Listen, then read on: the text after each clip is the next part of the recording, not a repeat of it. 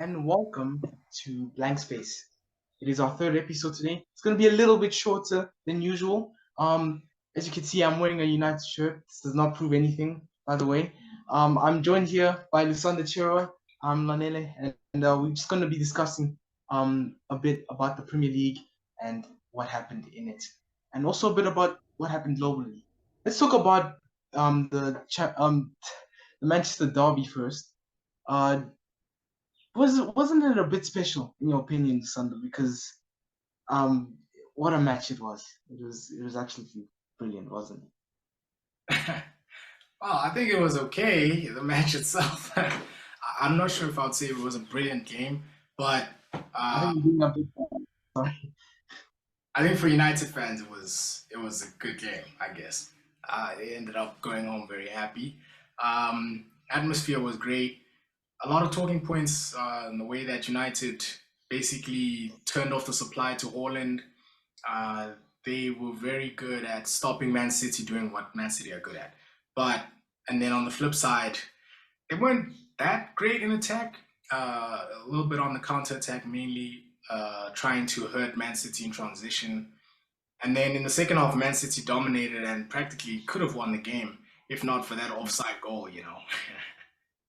Let's go a bit in depth about the first and second half in terms of Man United's point of view because they did perform pretty well in terms of what I expected from them personally in the first half. Would you like to elaborate? Yeah, I would say it was very well disciplined. I mean, we're seeing a lot of things that we didn't see under previous managers at United. There was a cohesive structure. They denied a lot of space to Man City's midfield. Uh, it was almost like a strangling performance that United had on them.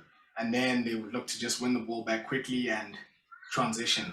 Some would say that's like Ole's style, but I don't think Ole's team was ever as well disciplined and organized, closing down space on the edge of the 18-yard area. But in terms of the counter attack, I mean, yeah, that's classic Ole football.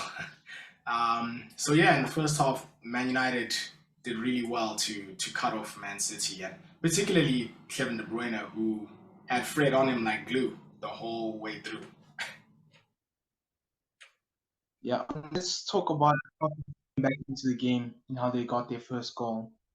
I think it was either Varane or Fred who just lost Kevin De Bruyne for a bit, and that proved to be fatal, at least in that case for United. Yes, Fred lost his man. The one time he loses his man, it just speaks to the quality of Kevin De Bruyne, anyways. He lost him. De Bruyne gets the ball, beats Casemiro, crosses it in, a little cutback, and since there's such chemistry between him and Grealish and Haaland, they knew to step back at that last minute to be in space to finish that ball. And yeah, Grealish scores and it's 1-0 to Man City. Let's talk about Man's two goals a bit quick. First one, do you think it was offside in the first case? And just explain the goal while you're talking about. Okay, the first time I saw it, I didn't think it was offside. I thought, well, Rashford didn't touch the ball. Casemiro plays a through ball to him. It wasn't the best time through ball, but it was good vision from his end. Rashford is clearly offside, but he doesn't touch the ball. Bruno gets to it, finishes. So at first I thought it was legitimate, but I think the more we look at the replays of the goal, I mean, it's fair to say that Rashford was pretty much interfering with play, like the very definition of interfering with play. He stopped the Man City defenders from reacting the way they would, and I think more importantly, he stopped Edison from being ready for the shot in the right way. Because Edison, the entire time, thinks Rashford is going to take the shot or make the next action, but it's actually Bruno who comes in out of nowhere and then takes the shot and ends up scoring. So in that sense, it is a bit unfair, and yeah, I would say that that's probably offside. But referees are saying it's a subjective decision, so either side of it would have been correct according to the officials, and I guess their opinion is the only one that matters. Let's talk about the second goal where Man United were doing the most, you would say, in terms of attacking and trying to get the second goal. And how did that occur? Um, yeah, I mean, they were under quite a lot of pressure as well because City seemed eager to take the lead again. But City lose the ball, and then on the flank, Malacia clears it. Rashford wins the header. It comes down to Fred, and now you can see Man United's strengths coming to the fore because you just see a bunch of red shirts rushing towards City's goal. Fred lays it off for Bruno. Bruno plays a great ball into Garnacho, a little bit heavy, but it does get to him in the end. And then now it's up to Garnacho to make the right decision. He tries at first, he actually messes that up. He fails that first cross badly. But then the ball fortunately comes back to him. He makes a nice little turn backwards, sort of losing Ake in the process, and then crosses it with his left foot. At which point Rashford, who seemed to have been offside, he's back on side now because he's behind the ball. And he scores, and obviously Old Trafford just goes wild. It's like bedlam out there. Speaking of which, let's talk about another derby that happened between Arsenal and Tottenham. Now, unfortunately, I did not get a chance to see this match because of things. It was load shedding. So I think, Sandra, you're gonna have to carry with this explanation. Could you please give us an explanation of the match?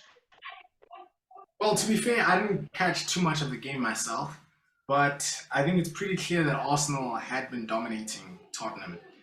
From the highlights and clips that I saw afterwards, uh, Hugo Lloris makes a crucial mistake, like something like 15 minutes into the game, where it was a bit balanced. Either side could have taken charge.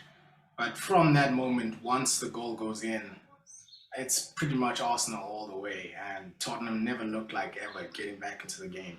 Something important to mention, Martin Odegaard, brilliant goal, another great performance that he puts in. And then Aaron Ramsdale, a great performance by him as well as the goalkeeper. So impressive all around by Arsenal, who look like title favourites right now, if we're being honest. There was also apparently another moment after the game where Charleston looks like he's going to start a fight, and he's really in Ramsdale's face. And Ben Foster, I saw this in another podcast. He was saying that Ramsdale could have lost his head and he could have got out. It would have been very important for Arsenal because they would have lost in one. But he kept his cool, and then it got out of hand, completely out of hand. And I also heard that another point was because apparently the fans were saying that Spurs weren't giving enough. The players weren't. They didn't look like they wanted to play for Spurs in a way. And do you see that happening? And why? Why so with Conte, especially at the hot seat? I don't know. I wouldn't. I can't say for certain why Conte is not able to get the best out of these players. You know, um, it seems to me that on this particular day, Arsenal are just a better team than Tottenham, and they should just accept that. I mean, Arsenal are better than them at the moment. But besides that, it's been a tricky season for Tottenham. Son is not performing very well. Some players seem like they're just out of place, maybe even for the Premier League, according to some people. So yeah, it's difficult. It's not that toxic though. It's not like Everton levels, where executives are literally getting assaulted out there. But you know, it's pretty bad. I don't think fans are too happy at Tottenham right now. But what more do they expect? You know, it's sort of become the norm for Tottenham over the years now. And now it's much more aggravating to think that Arsenal, of all teams, could end up with a league title when it seemed like Tottenham were way ahead of them for all these years. Yeah. Speaking of, we'll talk about the Premier League table a bit, just for a few minutes, and the outlook uh, that it's showing us so far as we head to pretty much the last part of the season. I'm not sure if we're halfway, but anyway, do you see Man United maybe, giving a bit of a challenge to City and Arsenal? Ah man, you already have the United jersey on, man. You don't have to continue being so biased. I don't know. I don't know. Look, they're looking good, but a title I think is a bit too early for them. That's what I think. Anything can happen though, so that's why I don't want to respond, with too much confidence right now. Let's just wait and see. I think the most important matches still for the remainder of the season are Man City versus Arsenal. Those two fixtures are going to be enormous. Let's talk about Liverpool and Chelsea.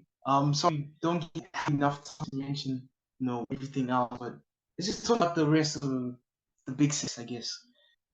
They look they are shocking. I won't lie.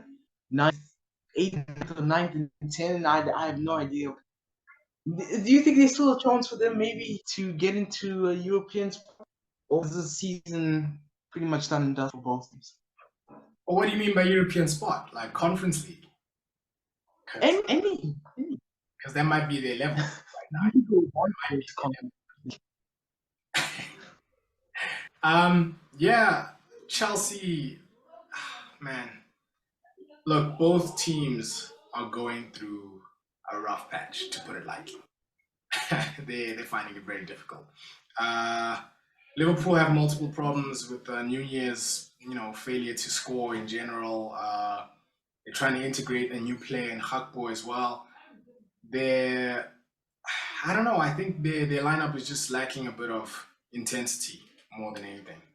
What I've seen from them, they just haven't been as good as I know them to be from these past 5, 6, 7 years. Chelsea, on the other hand, as well, they're going through a bit of a transition of their own with Potter and the multiple signings that they've just gone after, like a whole scattergun approach by the new owner, Todd Bowley. So both sides, they're going to find it difficult. Honestly, to get back into the Champions League, it might be beyond them both already. I mean, if it's beyond Tottenham, it might be beyond both of those sides as well. But like I say, we're only halfway through the season, not even halfway for some clubs, barely there. So watch the space. You never know what could happen. I mean, there's a reason I'm dressed in blue. Come on, you Blues. Yeah. Um. Yeah. I don't know what I mean by blues. We could be talking about Chelsea, Napoli. We were doing Yeah, in the Seria. They put a big performance, a shocking one to me as well, where they absolutely thrashed Juventus 5-1. And I could not see this match because of sometimes load shedding. So you might have to bear the weight of this. Could you please explain not the match per se, but you know perspective? What do you think can actually do this season? What is their potential? I think they'll win the league. I think they'll definitely win the league. There's no question about that. Um, they're that good. They're playing a brand of football that ultimately in Italy, it will get you the title. If you're this, we spoke about Napoli in our other video, right? We spoke about the fact that they remind you of Monaco in what is it, 15, 16 or so, Champions League campaign, and in France, what they did. They remind you of Ajax 2018-19, came so close to the Champions League final under Ten Hag, of course, as United fans would like to remind you of. They are that team for this era right now, Napoli. And I think they'll definitely win the league. I'm curious to see how far they're going to go in the Champions League. The sky's the limit, honestly. So, yeah, watch the space with them as well. But the league title, they have to be the favorites. Yeah. Well, thank you for your time, Nisanda. Oh, we're And not going to this mention the is me as Clasico? well. No Clasico? I mean, Barca, Um, aren't they? I mean, it was the cup, but you can talk about it.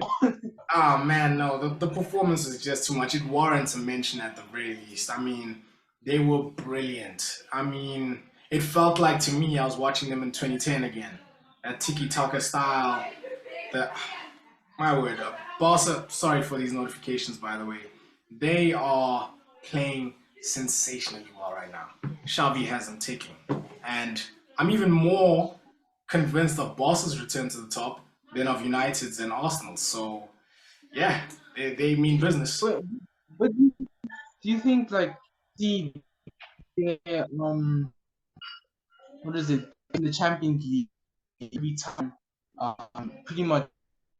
Do you think that they in the domestic leagues? the Champions League. Are you asking if they're going to take what they've done in the league to the Champions League? Yes. Yes, I do think. Well, look, I'm very confident in Barca's project now. From what I've seen, I think I've seen enough. Pedri and Gavi in particular, and Frankie de Jong together, that combination. Oh my word! Look, Barca,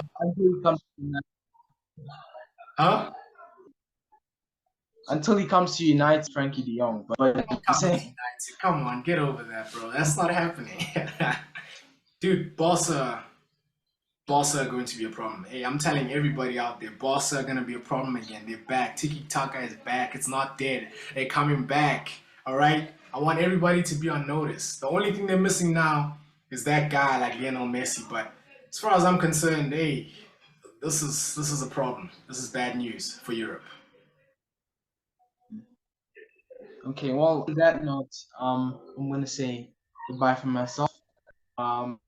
Parting words for me that United are gonna win the title, and this is also the last time I'm gonna be a United fan fully. Next week or next time we record, I'll just be neutral. Done any too much for me. Oh man, you already told everyone. But anyways, bye bye as well from my side.